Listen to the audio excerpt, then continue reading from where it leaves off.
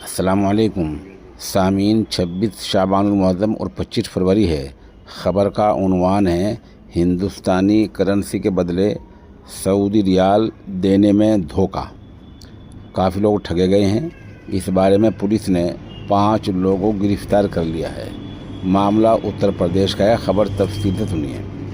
UP के ज़िला उन्नाव में पुलिस ने 5 बांग्लादेशियों को गिरफ़्तार किया है। इनके बारे में हैरान कर देने वाली खबर सामने आई है। गिरफ्तार लोगों में 2 ख़ातीन भी शामिल हैं।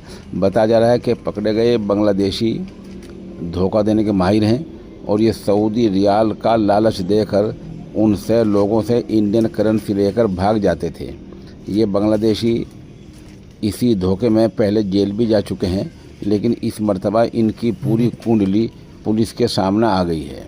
इत्तला के मुताबिक जो लोग इस गिरोह के झांसे में फंस जाते थे, उनसे ये लोग 2 लाख रुपए में 3 लाख सऊदी रियाल देने की बात करते थे।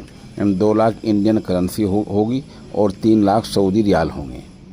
इंडियन करेंसी देने के बाद पलक झपकते में ये धोखेबाज 9-2-11 हो जाते थे, भाग जाते थे। जब एक वो शख्स रियाल की गड्डी चेक करता तो उसके पैरों तले ज़मीन निकल जाती, क्योंकि गड्डी में सिर्फ ऊपर और नीचे कुछ नोट असली होते थे, बाकी बीच में कागज़ के टुकड़े मिलते थे। गिरफ्तार धोखेबाजों के पास से बांग्लादेशी और हिंदुस्तानी पासपोर्ट के साथ 2 रियासतों के आधार कार्ड बरामद हुए हैं। गिरोह के अराकीन धोखे में पहले भी मामले को संजीदगी से लेते हुए इंटेलिजेंस ब्यूरो (IB) और दहशतगर्द मुखालिफ दस्ते ATS की टीम भी इस जांच में शामिल हो गई है।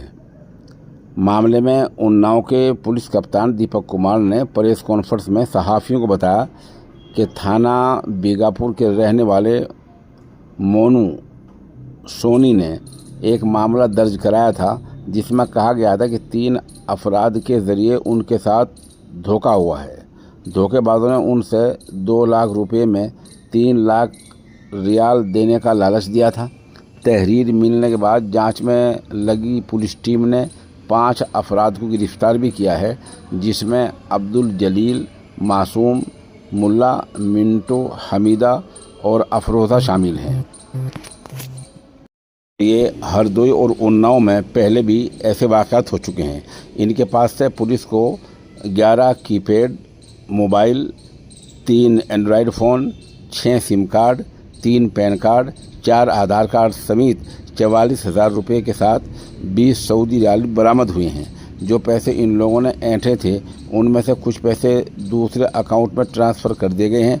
फ़िलहाल उन अकाउंट को बंद करवा दिया गया है।